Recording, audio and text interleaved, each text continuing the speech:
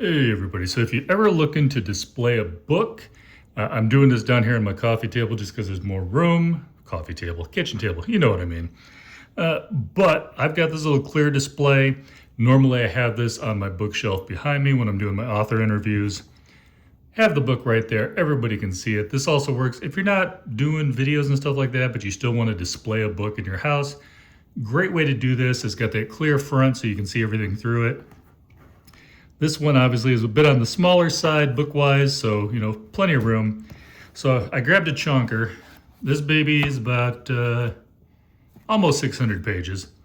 That is, and I got to be careful I put this in there, that's probably about as big of a book as you're going to be able to fit in here. And even then, it's not, as you can see, touching the bottom. It's got a little gap just because it's a little too big. Now, obviously, you could kind of do that.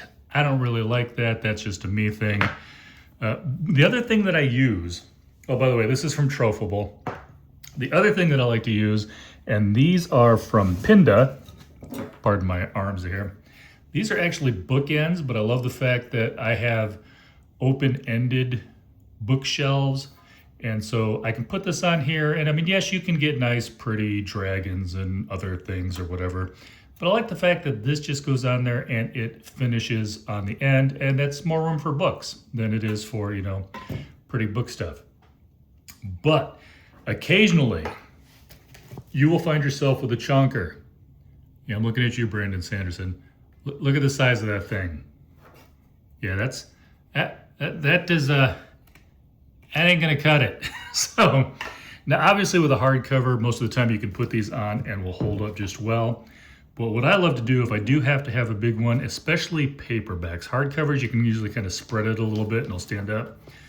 But with one of these, I can slide this in there. So that's behind it. That's in front of it. It's sitting on that base, which is, like I said, normally would be under your books for the bookend part. And now I can display a nice big hardcover behind me. You don't get that little tip to it. But depending on where it is, like when I'm doing my interviews, that's usually right over my shoulders, so I don't need it tipped. Just most of these ones do have a little bit of tip on the actual bookshelf ones. And I get that, why those book displays are like that. But this is nice for the few times where I've got a book that is just too big. And I can't remember if I said this is from Pinnda. And then, like I said, the rest of the time, I just have one of these on one side for my bookshelf. I got the book on here. This weight helps hold that down. And then you kind of do the same thing on the other side. Ooh. Yeah. It's got a little grip on there so it doesn't slide. So that's why I was trying to slide it across the table. It doesn't really work. Obviously, you would have more books than this. This is just what I had on hand. And then you've got this one on the other side. Some books in there.